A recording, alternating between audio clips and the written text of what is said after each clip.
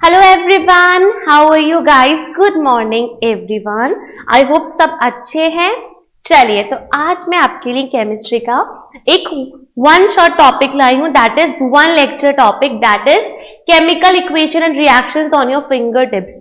हम chemical equations and reactions को बिल्कुल अपनी फिंगर टिप्स पर याद करने वाले हैं आज अपने लेक्चर में। तो गाइस, ध्यान से समझना है, ध्यान से सुनना है सारी चीजों को, ठीक है? ज्यादा टफ नहीं है, दिखने में टफ लगता है, लेकिन जब हम क्या करेंगे, इंटरप्रेट करेंगे, इक्वेशंस को लिखेंगे, तो ये हमारे लिए सिंपल हो जाएगा। तो हम स्टार्ट करेंगे। हम कहां से स्टार्ट करेंगे?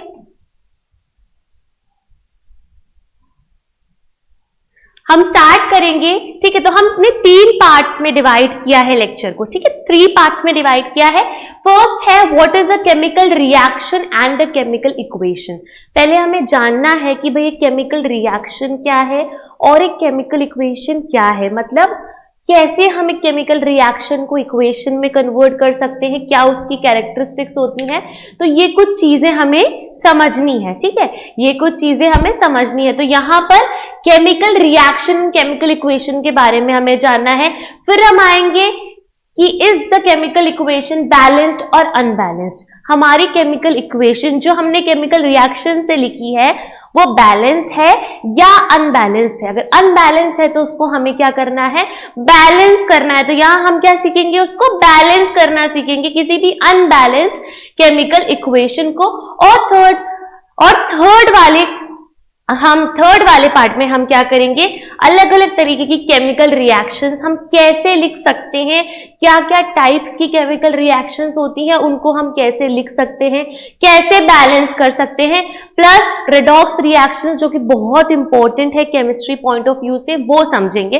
तो इन 3 पार्ट्स में हम अपना लेक्चर कंप्लीट करेंगे और आई प्रॉमिस यू इस लेक्चर के बाद आप रिएक्शंस और इक्वेशंस को अपने टिप्स पर सॉल्व कर पाएंगे, ठीक है? चलिए, तो आगे बढ़ते हैं, स्टार्ट करते हैं।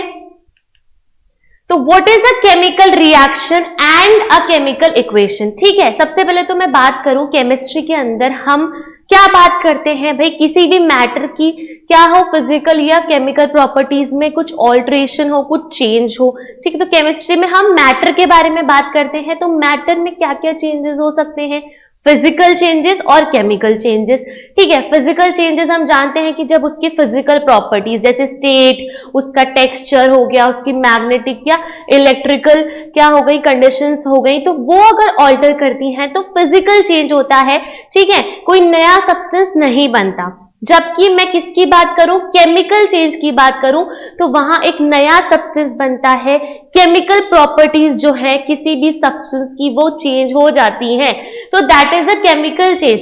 तो process involving chemical change is called a chemical reaction. जिस प्रोसेस के अंदर क्या होता है, केमिकल चेंज होता है, ठीक है? केमिकल चेंज होगा, कोई सब्सटेंस अंडरगो करेगा केमिकल चेंज को, तो उस रिएक्शन को हम क्या बोलेंगे, उस प्रोसेस को हम क्या बोलेंगे, chemical reaction. Chemical reaction involves the rearrangement of atoms, मतलब कॉम्पोजिशन चेंज हो जाता है, एटम्स क्या हो जाते हैं, रीअरेंज हो जाते हैं। So it involves the rearrangement of atoms and the substances which take part in a chemical reaction, ठीक है? जो सब्सटेंस केमिकल रिएक्शन में पार्ट लेते हैं उन्हें हम कहते हैं रिएक्टेंट्स। जबकि जो न्यू सब्सटेंसेस बने, the new substances produced as a result of chemical reaction are called products, ठीक है? तो रिएक्टेंट्स होते हैं, ठीक है, उनसे बनते हैं प्रोडक्ट्स, ठीक है? कितने भी हो सकते हैं, 1 2 3 प्रोडक्ट्स, 1 2 3 कितने भी हो सकते हैं। तो इस साइड रिएक्टेंट्स होते हैं, इस साइड होते हैं प्रोडक्ट। बीच में हम इस एरो से जो फॉरवर्ड जा रहा है हम उसको रिप्रेजेंट करते हैं।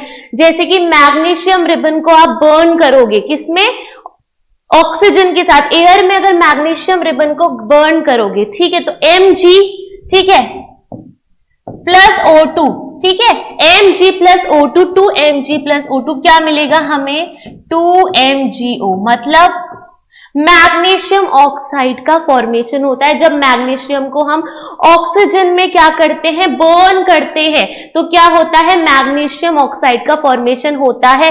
तो बेटा यहाँ मैग्नीशियम का एक रिबन था जिसको हमने ऑक्सीजन यानी एयर में बर्न किया, ऑक्सीजन की प्रेजेंस में बर्न होकर क्या प्रोड्यूस हुआ, वहां पे एक नया substance that is MgO, magnesium oxide. तो ये क्या है, रिएक्टेंट्स है, ठीक है, ये क्या है, रिएक्टेंट्स है, और ये क्या है, प्रोडक्ट है। ठीक है, रिएक्टेंट से दो रिएक्टेंट्स थे, आपस में रिएक्ट हुए और एक प्रोडक्ट बना दिया, दो प्रोडक्ट भी बन सकते हैं। ठीक है, यहाँ पे 3 रिएक्टेंट्स भी हो सकते हैं। तो ये डिफर करता है हमारी केमिकल रिएक्शन क्या है, क्या किस तरीके का केमिकल चेंज हो रहा है। यहाँ बर्निंग हुई है, ठीक है, बर्न हुआ है मैग्नीशियम रिबन। ठीक है, इस तरीके से हम क्या कर सकते हैं, केमिकल रिएक्शन को डिफाइन कर सकते हैं, बता सकते हैं। आगे बढ़ते हैं, कुछ एग्जाम्पल्स है केमिकल रिएक्शंस के। ठीक है, एक बार रिवाइज कर लेते हैं। जैसे burning of a piece of paper, paper burn हो जाता है, एक नया सब्सटेंस बनता है। Curdling of milk, milk curd में कन्वर्ट हो जाता है। ठीक है, और रस्टिंग ऑफ आयरन, यानी आयरन के अंदर रस्ट आ जाता है, जंग लग जाता है, लोहे में हम कहते हैं जंग लग जाता है। इसीलिए हम अपने आयरन के जो हमारे पास क्या होते हैं, डिवाइसेस होते हैं, ठीक है, उन्हें हम रेगुलर पेंट करते हैं। जैसे कूलर्स वगैरह होते हैं, उनको रेगुलर पेंट की जरूरत होती है क्योंकि उनमें क्या होता है, रस्ट लग जाता है, रस्ट का फॉर्मेशन हो जाता है, जंग लग जाता है। ठीक है, फिर कुकिंग ऑफ फूड, ठीक है, कुकिंग ऑफ फूड जब हम क्या करते हैं, खाना बनाते हैं, तो वो भी केमिकल चेंज है। डाइजेशन ऑफ फूड, फूड का डाइजेशन होना, it is also a chemical change. And burning of fuels like kerosene, oil, petrol, LPG fuels का जो क्या होता है, कंबशन होता है, burning of fuel, that is also a chemical change. तो ये कुछ केमिकल चेंजेस हैं जहां पर कुछ केमिकल रिएक्शंस होती हैं। ठीक है, आगे बढ़ते हैं। देखिए, अब जब केमिकल रिएक्शन होगी तो हम उसको कैसे आइडेंटिफाई करेंगे। तो there are some characteristics of chemical reactions by which we can identify its occurrence, जिससे हम उसकी अकरेंस को, यानी कि भाई रिएक्शन हो रही है, ये बता सकते हैं। ठीक है, किससे बता सकते हैं, ऐसे कुछ चेंजेस से, कैरेक्टरिस्टिक्स से। तो पहली क्या है, एवोल्यूशन ऑफ गैस। ठीक है भाई, जब क्या हो, केमिकल रिएक्शन हो, गैस इवॉल्व हो, ठीक है, तो यहां कुछ रिएक्शंस ऐसी होती हैं जहां गैस का एवोल्यूशन होता है। तो एवोल्यूशन ऑफ गैस किसी रिएक्शन की वजह से क्या हो सकता है, गैस का एवोल्यूशन हो सकता है। तो ये एक कैरेक्टरिस्टिक है। ठीक है, ये कैरेक्टरिस्टिक है किसी भी केमिकल रिएक्शन की। तो Zn यानी कि जिंक को जब हाइड्रोक्लोरिक एसिड, ठीक है, जिंक मेटल को हम हाइड्रोक्लोरिक एसिड यानी एक्वस फॉर्म में, ठीक है, हाइड्रोक्लोरिक एसिड के साथ रिएक्ट करवाएंगे तो हमें क्या मिलेगा, product zinc chloride. Zinc chloride का क्या बन जाएगा, सॉल्यूशन बन जाएगा और H2 गैस वहां से इवॉल्व होगी। तो यहां से गैस इवॉल्व हो रही है। ठीक है, तो एवोल्यूशन ऑफ गैस, गैस का एवोल्यूशन हुआ, पहली कैरेक्टरिस्टिक ये हो गई। दूसरी, फॉर्मेशन ऑफ प्रेसिपिटेट, प्रेसिपिटेट बन सकता है। ठीक है, प्रेसिपिटेट बन सकता है। प्रेसिपिटेट क्या है, ठीक, किसी भी लिक्विड सॉल्यूशन के अंदर क्या होता है, प्रेसिपिटेट बन जाता है। ठीक है, प्रेसिपिटेट बन जाता है। ठीक है, तो यहां पर प्रेसिपिटेट बन सकता है। ठीक है, तो जब सोडियम सल्फेट Na2SO4 का सॉल्यूशन है, उसको हम किस सॉल्यूशन से मिक्स करेंगे, बेरियम क्लोराइड के सॉल्यूशन BaCl2, दोनों सॉल्यूशंस को जब हम मिक्स करेंगे, दोनों रिएक्टेंट्स को जब हम आपस में मिक्स करेंगे, दोनों एक्वस फॉर्म में है, ठीक है, लिक्विड फॉर्म में है जहां वाटर सॉल्वेंट है, दोनों को जब हम क्या करेंगे, मिक्स करेंगे, तो हमें मिलेगा बेरियम सल्फेट। ठीक है, और 2NaCl यानी सोडियम क्लोराइड का NaCl का सॉल्यूशन मिलेगा, एक्वस सॉल्यूशन जहां वाटर सॉल्वेंट होगा, और ये मिलेगा, ये क्या है, प्रेसिपिटेट है। ये क्या है, प्रेसिपिटेट है। मतलब 2NaCl जो है, यहाँ पे NaCl सोडियम क्लोराइड का जो क्या है, एक्वस सॉल्यूशन है, उसके अंदर प्रेसिपिटेट बन जाएंगे, किसके, बेरियम सल्फेट के। क्या बन जाएंगे, बेरियम सल्फेट के प्रेसिपिटेट, छोटे छोटे टुकड़े बन जाएंगे। वो क्या हो जाएगा, इस तरीके से बिखर जाएगा, जैसे कोलॉइड्स होते हैं। ठीक है, इस तरीके से इसके प्रेसिपिटेट सस्पेंशंस बन जाएंगे। ठीक है, सस्पेंशंस या प्रेसिपिटेट बन जाएंगे। ठीक है, तो ये फॉर्मेशन ऑफ अ प्रेसिपिटेट, ये भी एक कैरेक्टरिस्टिक हो गई जब केमिकल रिएक्शन होती है। अब बात करेंगे चेंज इन टेम्परेचर। जब क्या हो, टेम्परेचर चेंज होता है तो केमिकल रिएक्शन होगी। दो बेसिस पर डिवाइड कर सकते हैं, अगर हीट क्या हो, रिलीज हो, ठीक है, या फिर हीट एब्जॉर्ब हो। तो क्या हो, हीट रिलीज हो या हीट एब्जॉर्ब हो। तो फर्स्ट वाली जहां हीट क्या होती है, रिलीज होती है, that is exothermic, exothermic. Second वाले केस में जहां पर एनर्जी क्या होती है, एब्सॉर्ब होती है, दैट इज एंडोथर्मिक। ठीक है, जब एनर्जी क्या हो, रिलीज हो तो क्या होगी, एक्सोथर्मिक रिएक्शन, और जब क्या हो, एनर्जी एब्सॉर्ब हो तो क्या होगी, एंडोथर्मिक रिएक्शन। जब मीथेन और ऑक्सीजन आपस में क्या करते हैं, रिएक्ट करते हैं, तो क्या निकलता है, carbon dioxide gas, hydrogen gas, and energy का क्या होता है, यहां पर रिलीज होता है, एनर्जी रिलीज होती है, एनर्जी निकलती है। जबकि एंडोथर्मिक रिएक्शन में नाइट्रोजन और ऑक्सीजन गैसेस हैं, आपस में हीट को एब्सॉर्ब करके क्या 2NO निट्रिक ऑक्साइड बनाती हैं। ठीक है, तो यहां पर एनर्जी क्या हो रही है, एब्सॉर्ब हो रही है, यहां हो रही है रिलीज, रिलीज होगी तो एक्सोथर्मिक रिएक्शन होगी। ठीक है, यहां पे, और अगर क्या होगी, एब्सॉर्ब होगी तो एंडोथर्मिक रिएक्शन। तो इस तरीके से टेम्परेचर चेंज की बेसिस पर हमारी केमिकल रिएक्शन को हम एक्सोथर्मिक या एंडोथर्मिक बता सकते हैं।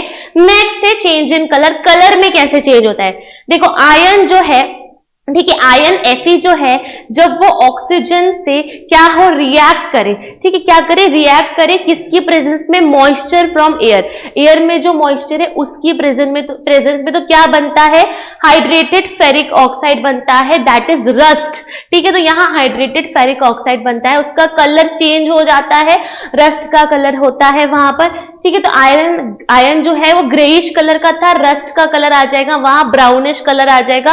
तो यहाँ पे कलर चेंज भी देख सकते हैं ऐसे कुछ रिएक्शंस में। और कुछ रिएक्शंस में क्या होता है, स्टेट चेंज दे सकते हैं, जैसे कार्बन बर्न करता है ऑक्सीजन के साथ, ऑक्सीजन गैस के साथ, तो कार्बन डाइऑक्साइड गैस निकलती है, तो यहाँ स्टेट क्या हो गई, चेंज हो गई, कार्बन क्या था, सॉलिड था, और कार्बन डाइऑक्साइड क्या हो गई, गैस हो गई। तो ये evolution of gas, formation of precipitate, change in temperature, colour और स्टेट, इस कैरेक्टरिस्टिक से हम किसी भी केमिकल रिएक्शन को आइडेंटिफाई कर सकते हैं कि भाई यहां पर एवोल्यूशन ऑफ गैस हो रहा है, यहां पर क्या हो रहा है, प्रेसिपिटेट बन रहा है, यहां पर एक्सोथर्मिक है यानी कि हीट क्या हो रही है, रिलीज हो रही है, एंडोथर्मिक है यानी हीट एब्सॉर्ब हो रही है, कलर चेंज हो रहा है यहां पर रिएक्शन में, या फिर स्टेट चेंज हो रही है। तो ऐसे हम क्या कर सकते हैं, किसी भी केमिकल रिएक्शन को आइडेंटिफाई कर सकते हैं। सिंपल था, आगे बढ़ते हैं। अब केमिकल इक्वेशन क्या है, ठीक है, केमिकल इक्वेशन है तो ये हमारा पहला पार्ट यहां खत्म हो जाएगा। केमिकल इक्वेशन क्या है, the method of representing a chemical reaction with the help of symbols and the formula of substance. Symbol से और सब्सटेंस के फॉर्मूला को यूज करके जब हम किसी केमिकल रिएक्शन को क्या करें, एक्सप्रेस करें, एंड इट, ठीक है, तो क्या बनेगी, केमिकल इक्वेशन। ठीक है, केमिकल इक्वेशन बनेगी। ठीक है, तो यहां पर केमिकल इक्वेशन बनती है। ठीक है, तो ये क्या है, इसकी वर्ड इक्वेशन है, हमने क्या करा हुआ है, वर्ड में लिखा हुआ है, तो ये क्या है, वर्ड इक्वेशन है। वर्ड इक्वेशन में लिखा है जिंक और डाइल्यूट सल्फ्यूरिक एसिड, जो कि क्या है, रिएक्टेंट्स हैं, आपस में रिएक्ट करते हैं और बनाते हैं प्रोडक्ट्स जिंक सल्फेट और हाइड्रोजन। क्या बनाते हैं, प्रोडक्ट जिंक सल्फेट और हाइड्रोजन। तो ये वर्ड इक्वेशन है, वर्ड के फॉर्म में है। अब जब हम इसको सिंबॉलिक फॉर्म में लिखेंगे तो कैसे लिखेंगे, जिंक का सिंबल है Zn, डाइल्यूट सल्फ्यूरिक एसिड क्या है, H2SO4, जिंक सल्फेट क्या है, ZnSO4 प्लस हाइड्रोजन यानी H2। तो ये हमने क्या लिख लिया, इसका सिंबॉलिक क्या लिख रहा है, रिप्रेजेंटेशन लिख लिया। तो इन दो तरीके से हम किसी भी केमिकल इक्वेशन को लिखते हैं। वर्ड इक्वेशन को ऐसे क्या करते हैं, हम कन्वर्ट कर लेते हैं किसमें, सिंबॉलिक रिप्रेजेंटेशन में। तो ये एक केमिकल इक्वेशन हो गई। ठीक है, आगे बढ़ते हैं। अब हमारी इक्वेशन बैलेंस्ड है या बैलेंस्ड नहीं है ये बताना है। देखो, बैलेंस्ड इक्वेशन और अनबैलेंस्ड इक्वेशन का फर्क समझना है। बैलेंस्ड क्या है और अनबैलेंस्ड क्या है। ठीक है,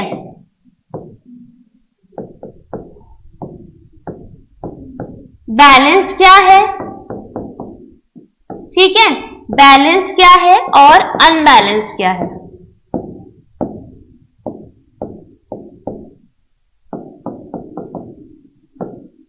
जब मैं बैलेंस्ड की बात करूंगी, बैलेंस्ड इक्वेशन की बात करूंगी, बैलेंस्ड इक्वेशन में क्या होता है, रिएक्टेंट्स और प्रोडक्ट्स दोनों साइड जो नंबर ऑफ एटम्स होंगे हर एलिमेंट में वो सेम होंगे, मतलब जितने कार्बन यहाँ है उतने वहां होने चाहिए, जितने यहाँ है उतने ऑक्सीजन वहां होने चाहिए, मतलब दोनों साइड, रिएक्टेंट साइड और प्रोडक्ट साइड, दोनों साइड क्या होना चाहिए, equal number of atoms of each element, her element की इक्वल नंबर ऑफ एटम्स होने चाहिए।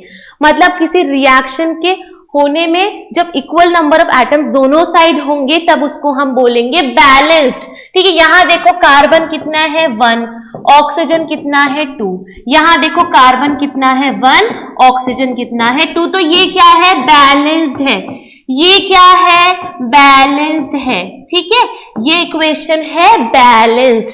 लेकिन ये वाली इक्वेशन देखो, अगर दोनों तरफ अलग अलग होंगे, अगर दोनों तरफ number of atoms in each element, her element के अलग अलग होंगे तो वो होगी अनबैलेंस्ड इक्वेशन।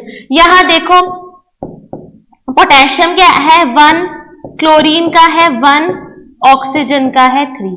ठीक है, यहां देखो पोटेशियम का है 1, क्लोरीन का है 1, ऑक्सीजन का है 2, तो ये अनबैलेंस्ड है। ये क्या है, अनबैलेंस्ड है। तो अभी ये क्या है, अनबैलेंस्ड है, इसको हम क्या करेंगे, बैलेंस्ड करेंगे, अनबैलेंस्ड। ठीक है, ये अनबैलेंस्ड है।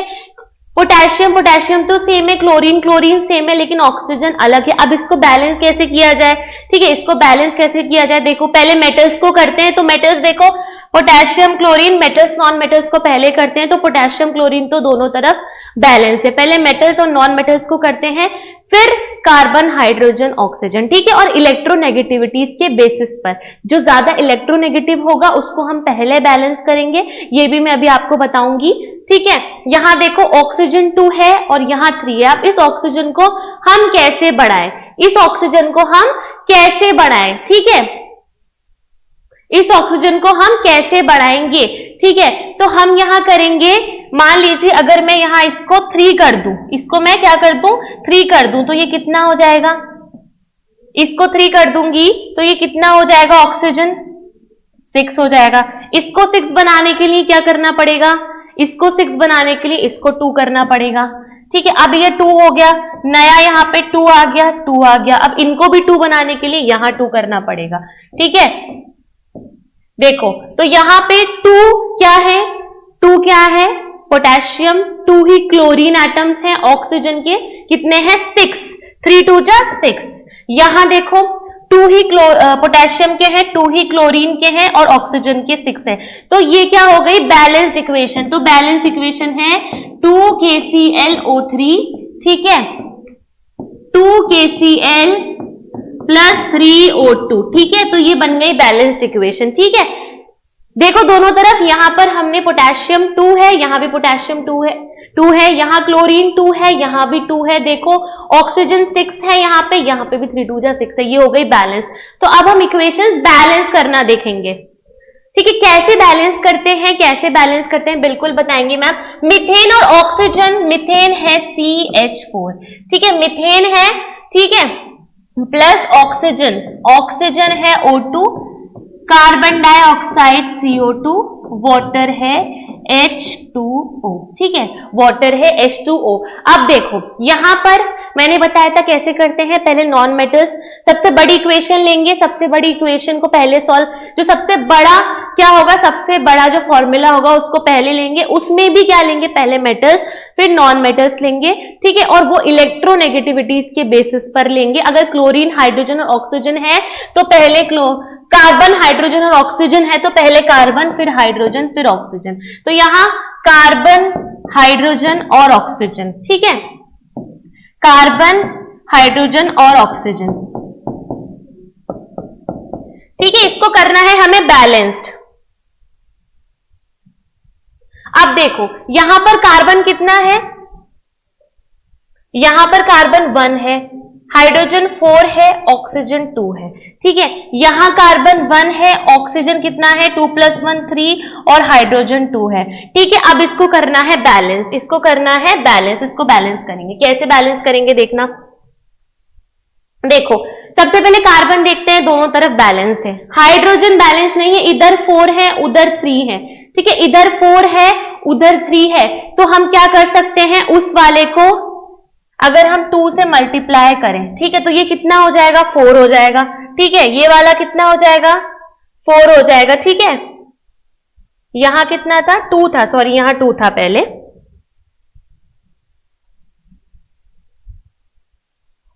ठीक है। तो यहां कितना था, कार्बन 1 है, ऑक्सीजन 3 है, 2 3, और हाइड्रोजन कितना है, 2 है, ठीक है। यहां कार्बन 1 है, हाइड्रोजन 4 है, ऑक्सीजन 2 है, ठीक है। कार्बन 1 है, हाइड्रोजन कितना है, 2 है, ऑक्सीजन 3 है। अब पहले हाइड्रोजन को बैलेंस करेंगे, ठीक है। तो हाइड्रोजन को मैं 4 बनाऊंगी, इसके इक्वल बनाऊंगी, 4 बनाऊंगी, तो यहां क्या हो जाएगा, ऑक्सीजन भी बढ़ जाएगा। तो ऑक्सीजन कितना हो गया, 2 + 2 4 हो गया, ठीक है। 2 ऑक्सीजन है, ठीक है, 2 ही इधर ऑक्सीजन है, ये भी 4 हो गया। अब इस वाले ऑक्सीजन को मुझे 4 बनाना पड़ेगा, तो मैं यहां 2 कर सकती हूं, ठीक है। तो देखो यहां पे क्या हो जाएगा, ऑक्सीजन 4 बन जाएगा, तो हो गई बैलेंस इक्वेशन, इक्वेशन बैलेंस हो गई। देखो इधर कार्बन 1 है, ठीक है, इधर भी कार्बन 1 है, ठीक है। इधर हाइड्रोजन कितना है, 4 है, 4 है, इधर 2 2 4 है, इधर कितने 4 ऑक्सीजन है, 2 2 4, और इधर 2 + 2 4, बैलेंस्ड इक्वेशन हो गई। तो CH4 + 2O2 + CO2 + 2H2O, ऐसे हमने क्या कर लिया, इक्वेशन को बैलेंस कर लिया, ठीक है। आगे बढ़ते हैं, ठीक है। नेक्स्ट देखो नाइट्रोजन है, हाइड्रोजन है, नाइट्रोजन, ठीक है, N2 प्लस हाइड्रोजन यानी H2, ये कितना हो जाएगा, NH3, ठीक है, NH3 हो गया। अब इसको क्या करेंगे, बैलेंस करेंगे। नाइट्रोजन कितने हैं, 2 है, हाइड्रोजन है यहां 2, बट यहां नाइट्रोजन 1 है, हाइड्रोजन कितना है 3, ठीक है। इसको बैलेंस करेंगे, देखो इसको कैसे बैलेंस करेंगे, यहां नाइट्रोजन 2 है, पहले नाइट्रोजन को करेंगे क्योंकि नाइट्रोजन हाइड्रोजन से ज्यादा इलेक्ट्रोनेगेटिव है, तो पहले नाइट्रोजन को देखो, वहां 2 करेंगे, यहां 2 है, वहां 2 कर देंगे। तो अगर मैं नाइट्रोजन को यहां 2 कर देती हूं, ठीक है, यहां मैं नाइट्रोजन को 2 कर देती हूं, तो हाइड्रोजन कितना हो गया, 6 हो गया। अब यहां पर 2 था, ठीक है, 2 का 2 ही रहेगा, यहां 6 हो गया, लेकिन अब इस वाले 2 को भी मुझे 6 बनाना पड़ेगा, तो क्या मैं इस पे 3 कर सकती हूँ, बिल्कुल कर सकती हूँ। तो यहां मैं 3 से मल्टीप्लाई करूंगी तो 6 हो जाएगा, कितना हो जाएगा, 6 हो जाएगा, हो गया। यहां पर देखो 2 नाइट्रोजन है, 3 2 6 हाइड्रोजन है, यहां 2 नाइट्रोजन है, 3 2 6 हाइड्रोजन है, तो इक्वेशन क्या हो गई, बैलेंस्ड हो गई, N2 + 3H2 2NH3, तो इक्वेशन क्या हो गई, सिंपल तरीके से बैलेंस्ड हो गई। आगे बढ़ते हैं, ठीक है। अब हम क्या करेंगे, अलग अलग टाइप की इक्वेशंस को पढ़ेंगे, ठीक है, क्या कितनी कितनी टाइप की रिएक्शंस होती है, जैसे कॉम्बिनेशन होता है, डिकम्पोजिशन, डिस्प्लेसमेंट, डबल डिस्प्लेसमेंट होती है, ठीक है, रेडॉक्स रिएक्शंस होती है जिसमें ऑक्सीडेशन और क्या रिडक्शन रिएक्शंस आती हैं। तो अब हम क्या पढ़ेंगे, रिएक्शंस पढ़ेंगे, मैं एक एक करके आपको रिएक्शंस कराऊंगी इनकी, और इन रिएक्शंस को बैलेंस भी करेंगे, तो साथ में हमारी बैलेंसिंग की भी प्रैक्टिस हो जाएगी। चलिए, तो कॉम्बिनेशन की बात करें तो कॉम्बिनेशन रिएक्शन में क्या होता है, कॉम्बिनेशन रिएक्शन में क्या होता है, दो, ठीक है, क्या होगा, दो जो एलिमेंट्स हैं वो आपस में मिक्स होकर क्या बनाएंगे, एक कंपाउंड बनाएंगे, ठीक है। 2 एलिमेंट्स आपस में मिलकर क्या बनाएंगे, एक कंपाउंड, यानी A + B का कॉम्बिनेशन होकर, A + B का कॉम्बिनेशन होकर हमें क्या मिलेगा, C मिलेगा, ठीक है। तो यहां 2 या 2 से ज्यादा क्या हो, 2 या 2 से ज्यादा एलिमेंट्स मिलकर एक कंपाउंड बनाए, एक नया सब्सटेंस बनाए, एक, तो उनके कॉम्बिनेशन से जो एक सब्सटेंस बन रहा है, इस प्रोसेस को बोलेंगे कॉम्बिनेशन रिएक्शन। तो A + B से C मिलेगा हमें, ये क्या है, रिएक्टेंट्स है हमारे, क्या है, रिएक्टेंट्स हैं, और ये क्या है, हमारे प्रोडक्ट्स हैं, क्या है, हमारे प्रोडक्ट्स। अब देखो कॉम्बिनेशन रिएक्शन का एक एग्जांपल दिखाती हूँ, सल्फर डाइऑक्साइड है, सल्फर डाइऑक्साइड क्या होता है, SO2, कंबाइन करेगा किसके साथ? ऑक्सीजन के साथ, यानी O2। Sulphur dioxide SO2 combine करेगा ऑक्सीजन के साथ O2। कोई भी दो कंपाउंड्स या एलिमेंट्स या एक कंपाउंड एक एलिमेंट, ठीक है, या एक कंपाउंड दो एलिमेंट ऐसे आपस में कंबाइन होकर एक प्रोडक्ट बनाते हैं, उसको हम क्या कहते हैं? Combination reaction. तो यहाँ सल्फर डाइऑक्साइड SO2 ऑक्सीजन के साथ क्या होगा? कंबाइन होगा और हमें मिलेगा सल्फर ट्राइऑक्साइड यानी SO3। अब इसको बैलेंस करेंगे, यहाँ देखो सल्फर कितना है? 1 है और ऑक्सीजन है 4, ठीक है। यहाँ क्या है? सल्फर 1 है और ऑक्सीजन है 3, ठीक है। अब इसको करेंगे हम बैलेंस, इसको क्या करेंगे? हम बैलेंस करेंगे। सल्फर बैलेंस है, हमें ऑक्सीजन बैलेंस करना है। इधर 4 है उधर 3 है, इस 3 को हम क्या करेंगे? चेंज कर सकते हैं 6 में। बिल्कुल इस 3 को हम 6 में चेंज कर सकते हैं। अगर यहाँ 2 से मल्टीप्लाई कर दे तो 2 सल्फर बन जाएंगे और 6 ऑक्सीजन बन जाएंगे। अब इधर भी ये लाना पड़ेगा, तो यहां पर मैं अगर 2 से मल्टीप्लाई कर दूं तो 2 सल्फर बन गए, 2 2 जा 4 ऑक्सीजन प्लस 2 ऑक्सीजन कितने हुए? 6। तो यहाँ पे बैलेंस हो गई इक्वेशन, ठीक है। यहाँ पे 2 सल्फर एटम्स हैं और कितने? 2 2 जा 4 5 6 ऑक्सीजन एटम्स हैं। यहाँ पर 2 सल्फर एटम्स हैं और 3 2 जा 6 क्या है? Oxygen atoms. तो इक्वेशन क्या हो गई? बैलेंस। सल्फर डाइऑक्साइड और ऑक्सीजन आपस में कंबाइन होकर सल्फर ट्राइऑक्साइड बनाते हैं। ये क्या है? Combination reaction. तो कॉम्बिनेशन रिएक्शन क्लियर है, आगे बढ़ते हैं, ठीक है, आगे बढ़ते हैं। अब देखते हैं डिकम्पोजिशन रिएक्शन। डिकम्पोजिशन का मतलब ये है कि यहां पे हमारे पास क्या है? ए बी एक रिएक्टेंट है, ठीक है, एक रिएक्टेंट है जो टूट कर A+B में कन्वर्ट होगा, डिकम्पोज होगा। तो ये क्या है? ये रिएक्टेंट क्या हो रहा है? डिकम्पोज हो रहा है, प्रोडक्ट्स बना रहा है। जब कोई कंपाउंड, कोई सब्सटेंस क्या हो? ब्रेक डाउन होकर क्या करे? 2 या 2 से ज्यादा प्रोडक्ट्स में कन्वर्ट हो जाए। ब्रेक डाउन हो रहा है, डिकम्पोजिशन हो रहा है, तो ब्रेक डाउन होगा 2 या 2 से ज्यादा प्रोडक्ट्स में किसी सब्सटेंस का या कंपाउंड का, तो उसको कहेंगे डिकम्पोजिशन रिएक्शन, ठीक है। तो डिकम्पोजिशन रिएक्शन भी अलग अलग होती है। थर्मल डिकम्पोजिशन होता है, ठीक है, इलेक्ट्रोलाइटिक होता है, फोटोकेमिकल होता है, तीनों की एक एक रिएक्शन देखेंगे। थर्मल डिकम्पोजिशन की बात करूं तो यहां पर हीट एब्जॉर्ब करके, क्या करके? हीट एब्जॉर्ब करके, हीटिंग से क्या होता है? डिकम्पोजिशन होता है। कैसे होता है देखते हैं, कैसे होगा? फेरस सल्फेट, ठीक है, ferrous sulphate FeSO4, ferrous sulphate, ठीक है, ऑन हीटिंग, हीट होकर, ठीक है, ये डेल्टा का साइन लगा रही हूं मैं, हीट होकर, हीटिंग पे हीट एब्जॉर्ब करके undergoes thermal decomposition. Thermal decomposition होता है, क्या मिलता है? Ferric oxide Fe2O3, ferric oxide मिलेगा Fe2O3, ठीक है, फेरिक ऑक्साइड मिलेगा और सल्फर डाइऑक्साइड एंड ट्राइऑक्साइड मिलेगा।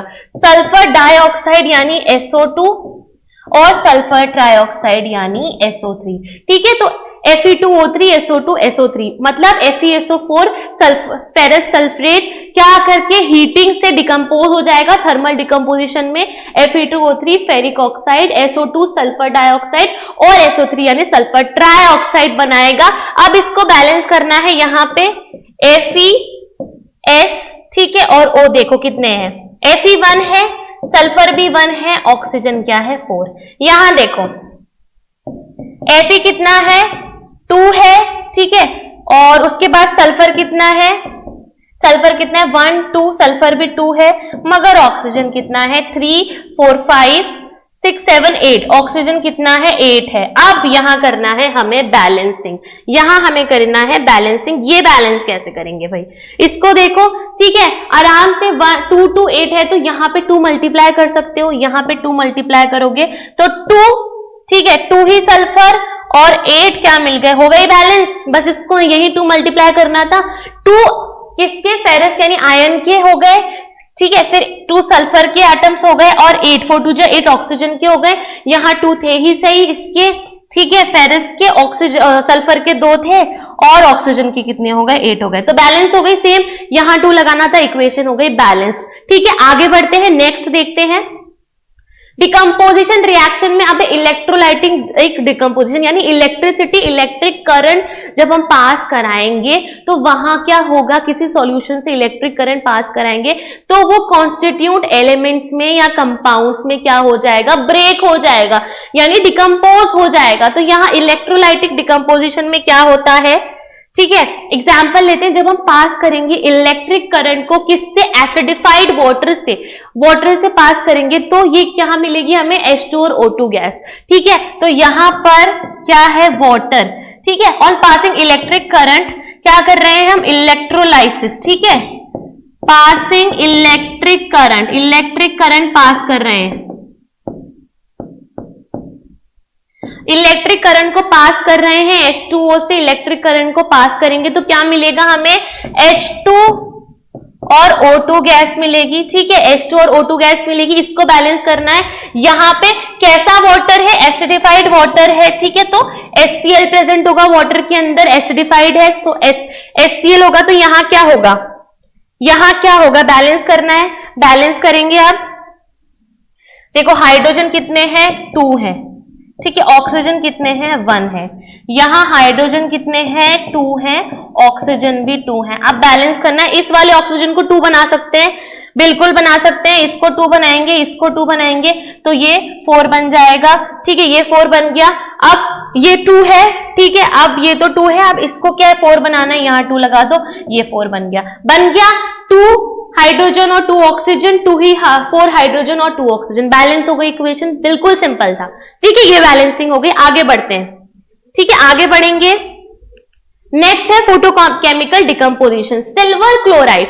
फोटोकेमिकल डिकम्पोजिशन मतलब सनलाइट में जब हम एक्सपोज करते हैं, ठीक है, सनलाइट में जब हम एक्सपोज करते हैं किसी कंपाउंड को, किसी एलिमेंट को, ठीक है, तो वहां पर क्या होता है, वो फोटोकेमिकल डिकम्पोजिशन क्या करता है, होता है, वो क्या अंडरगो करता है, फोटोकेमिकल डिकम्पोजिशन। तो silver chloride on exposing to sunlight undergoes photochemical decomposition forming silver metal and chlorine gas.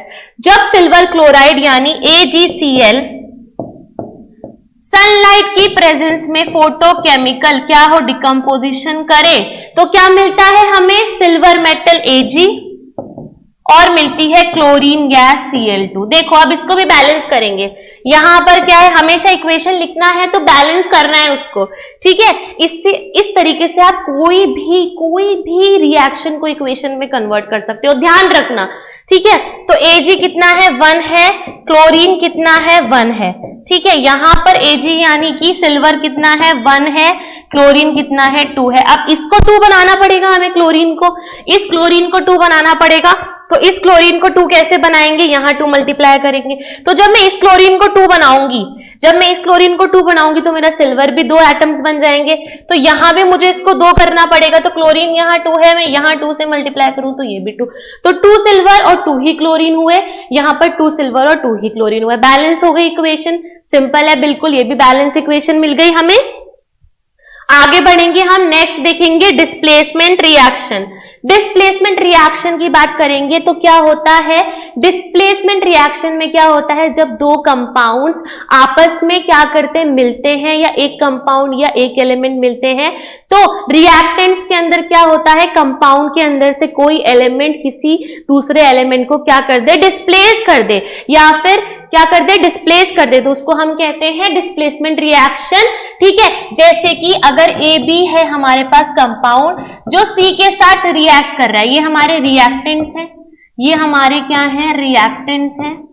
तो रिएक्टेंट्स कुछ ऐसे हैं, तो क्या अगर AC प्लस B बन जाए, AC प्लस B, तो C ने क्या किया, B को डिस्प्लेस कर दिया, ठीक है, उसकी जगह ले ली और B अलग हो गया। तो रिएक्टेंट प्रोडक्ट्स अगर कुछ ऐसे बने, ठीक है, डिस्प्लेसमेंट हो, तो इसको कहेंगे डिस्प्लेसमेंट रिएक्शन। यहां क्या होता है देखना है, displacement of copper by iron from copper sulphate solution. Copper sulphate solution CuSO4, copper sulphate solution CuSO4 की बात करें तो क्या होगा, यहां पर CuSO4 में,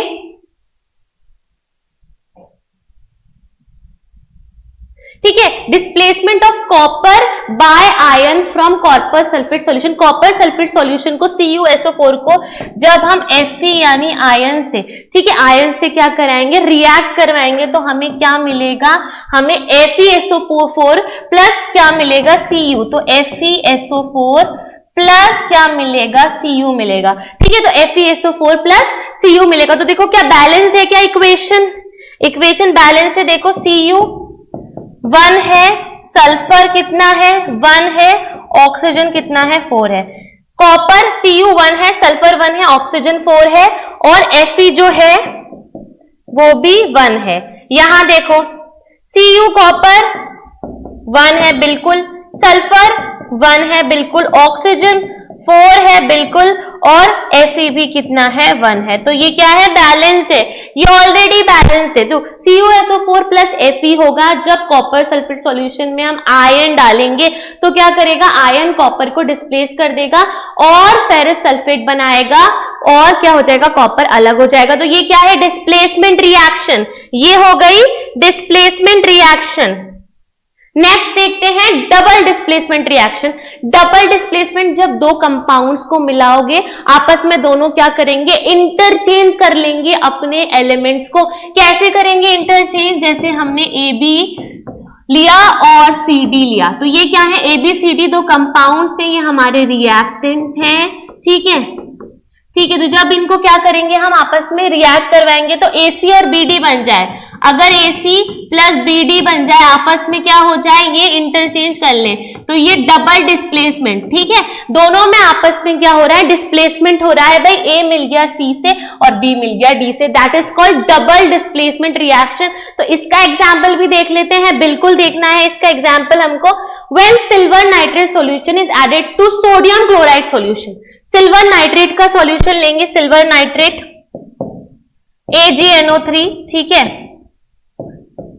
सिल्वर नाइट्रेट का सॉल्यूशन लेंगे, किसके साथ लेंगे, सोडियम क्लोराइड के सॉल्यूशन के साथ, NaCl, ठीक है, NaCl के साथ। तो क्या मिलेगा, ठीक है, हमें क्या मिलेगा, then a white precipitate of silver chloride यानी AgCl बनेगा।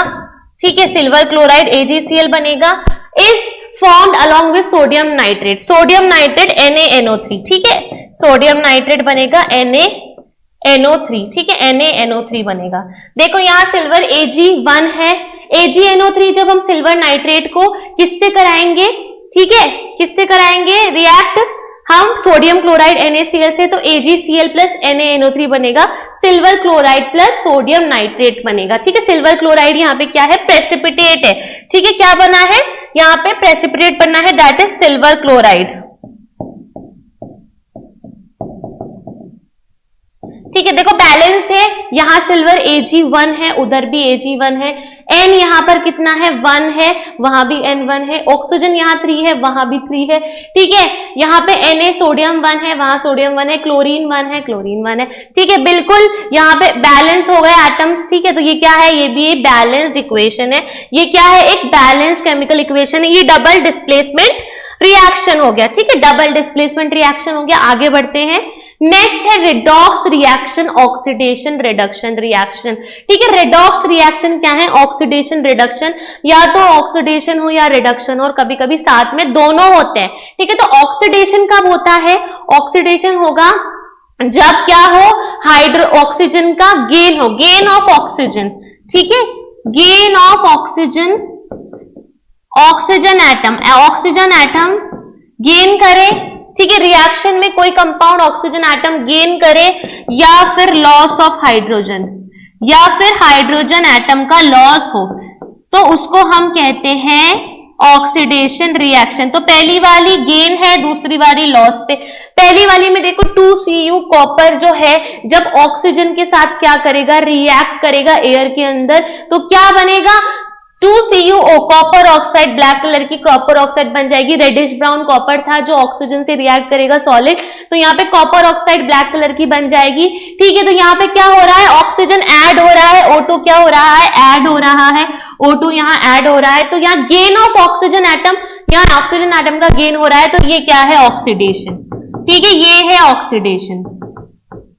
सेकंड में देखो 2HCl जो है या जब इलेक्ट्रोलाइसिस करता है, इलेक्ट्रोलाइसिस यानी इसके अंदर से इलेक्ट्रिक करंट पास करेगा, ठीक है, इलेक्ट्रिक करंट पास करेगा तो ये H2 और Cl2 यानी हाइड्रोजन और क्लोरीन गैस में क्या हो जाएगा, ब्रेक हो जाएगा, ठीक है। तो ये हाइड्रोजन और क्लोरीन गैस में क्या हो जाएगा, ब्रेक हो जाएगा। तो यहाँ क्या है, यहाँ हाइड्रोजन एटम का लॉस हो रहा है, यहाँ हाइड्रोजन एटम निकल रहा है, लॉस हो रहा है। तो ये देखो यहाँ हाइड्रोजन एटम का लॉस हो रहा है, तो ये क्या है, ये भी ऑक्सीडेशन है, ठीक है। हाइड्रोजन एटम का लॉस हो रहा है तो ये भी क्या है, ऑक्सीडेशन है, ठीक है। तो ऑक्सीडेशन में या तो ऑक्सीजन एटम गेन करे या हाइड्रोजन एटम लूज करे कोई कंपाउंड, ठीक है। तो यहाँ पे ये क्या हो जाएगा, ऑक्सीडेशन। फिर मैं बात करूंगी रिडक्शन की। तो रिडक्शन में क्या होगा, gain of hydrogen atom, hydrogen atom का गेन हो, ठीक है। तो यहाँ पे क्या हो, हाइड्रोजन एटम का जब गेन हो तो होगा gain of hydrogen atom,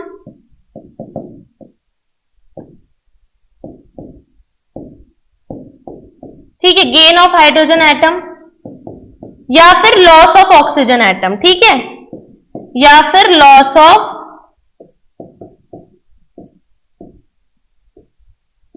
first देखो यहां हाइड्रोजन, ठीक है, और ऑक्सीजन मिलते हैं दोनों गैस फॉर्म में, यहाँ लिक्विड H2O बनाते हैं। तो यहाँ क्या हो रहा है, हाइड्रोजन एटम का गेन हो रहा है, इस कंपाउंड में हाइड्रोजन एटम क्या हो रहा है, इंट्रोड्यूस हो रहा है, गेन ऑफ हाइड्रोजन एटम। तो हाइड्रोजन एटम का यहाँ गेन हो रहा है, तो ये क्या है, रिडक्शन।